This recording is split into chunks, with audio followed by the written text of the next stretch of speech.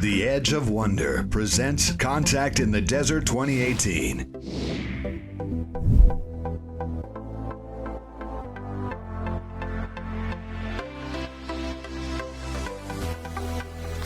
Special guests featuring Adam Curry. Hey guys, I'm with Adam Curry, who's a consciousness researcher and here at Contact in the Desert. So Adam, I was listening to your what you were talking about, and I was just really blown away. But you're like, can I say this? Like almost like a up-and-coming Elon Musk. It seems like by the things that you knew and what you were talking about. But really though, you just seem to have a lot of knowledge about AI and what is going on. I was wondering if you could talk about a little bit about that and what you know.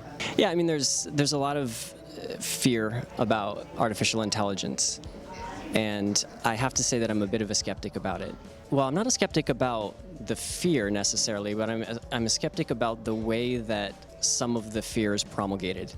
Artificial intelligence is not artificial consciousness, right? So artificial intelligence is more like a sophisticated software program that does recursive loops and calibrates its performance based on its feedback. Artificial consciousness, we don't understand normal consciousness, right? We've been trying for decades to understand normal consciousness, and it fails completely. I mean, we need nothing short of a paradigm change to address the real difficult problems in consciousness. What do you want to see happen? Like not necessarily what could happen, but what would you like to see happen? Well, I want to see hoverboards and flying cars. Dude, that would be awesome. I would be one of the first people. Rob and I definitely would be the first people to buy a hoverboard for sure. Yeah, we'd all have one. They'd all be like little stocking stuffers. And then, and I think we're getting there too. So yesterday you said something really interesting. You were talking about the Concorde and how this technology came out, and yet it's like it somehow got degraded instead of like progressing further. I was just wondering if you could kind of touch on that a little bit more, because I found that really fascinating. If you can kind of repeat that a little bit. Well, somebody made a comment about how if we were to look at the progress of our society and you were to measure it by how fast it takes us to get from A to B, to go from A to B on the planet has been shrinking. The time that it takes has been shrinking. So you go from walking to horses to automobiles to jet aircraft, and in reality what's happened is it hasn't just peaked, but it's actually been on the decline. So the fastest A to B travel on the planet has been the Concorde, but the Concorde was decommissioned like 10 or 15 years ago. And so from that point of view, the curve of like the upward trend of progress measured in this way is actually on the decline, which would indicate that we're a technologically regressive society. And I mean, I think that's a contrarian opinion, but that's true. People talk about how the world is becoming increasingly technological, and actually I would say that no, it's becoming, we're not too technological, we're not technologically enough.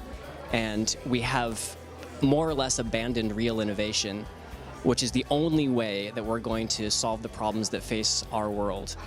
And so where I've kind of positioned myself in terms of like trying to get really innovative is looking at anomalies. So that's looking at things in science that are either unexplained or people aren't looking at, or that don't fit the standard model. And a lot of that stuff is nonsense, but some of it isn't, and some of it is real. And we need that. We need to look at those unexplained things as an area that's going to see the new discoveries in technology. That's going to be where we're going to get free energy, the zero-point stuff, new types of travel, something other than rockets to get around in space. We're looking at consciousness, mysteries surrounding consciousness. When you understand that, we reframe our picture of reality. We can understand medicine in a new way. And the list goes on and on. And for those people, those enterprising people, scientists and technologists and entrepreneurs who are willing to look at the unconventional areas and be able to sort the wheat from the chaff, they're going to be hugely rewarded, because these are the people that are going to be creating the future. So we're creating these like quantum computers, these AI machines, and it's like, are humans really messing with something that they shouldn't be, or do they know what they're doing, or is it could a lot of negative factors get into it, or is it more benevolent factors that are on the side? Like what's your understanding of that aspect? Yeah, so there is a danger with AI, but that danger is that we rely too heavily on software to control things that are critical to our survival, and the software eventually breaks.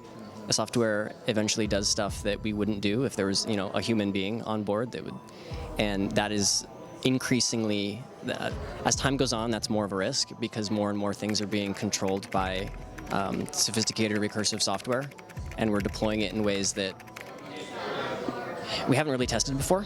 I think there's potentially a danger in thinking that you've created AI because you don't understand what consciousness is, and then deploying this system to to control things that we need in our lives, supply chains and that kind of thing, or weapon systems, God forbid. Right. Yeah. Exactly. And it's not like us. We think it's like us, and so it ends up making decisions or executing programs that are distinctly non-human and that are not in our interest, that make no sense, right?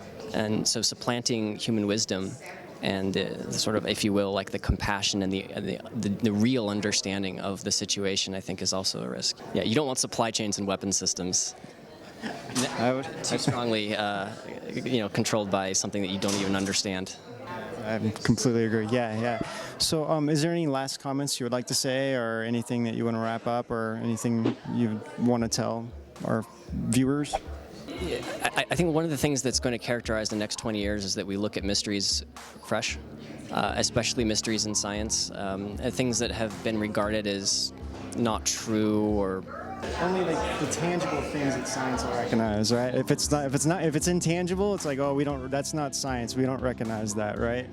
I think that there's something really profound in what you just said, and that has to do with we're in this paradigm that is like a materialistic paradigm, which is the idea that anything that is real is explainable by reducing it to the known properties of physical matter, and then anything that can't be explained by the known properties of physical matter in the current standard model is by definition not real. And I think that's pretty quickly being overturned, and that's going to open up a lot of new things that were off limits for science and technology to explore that now are going to be on again.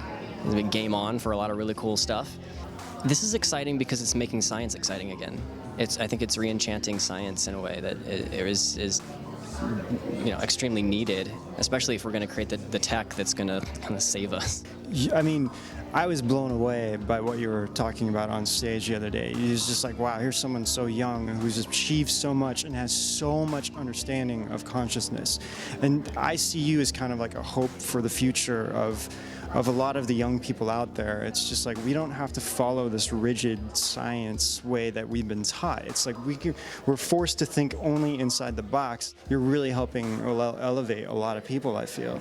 Oh, thanks very much. That means a lot to me. And I hope to live up to that. Let's put it that way. That's great. Well, thank you so much, Adam, for joining us. So I think with that, any final last words at all? No, that's all. Okay, great. Thank you so much. So this has been Adam Curry at Contact in the Desert. Thanks so much for joining, you guys. It's been an awesome conversation, Adam. And until next time, see you guys out on the edge.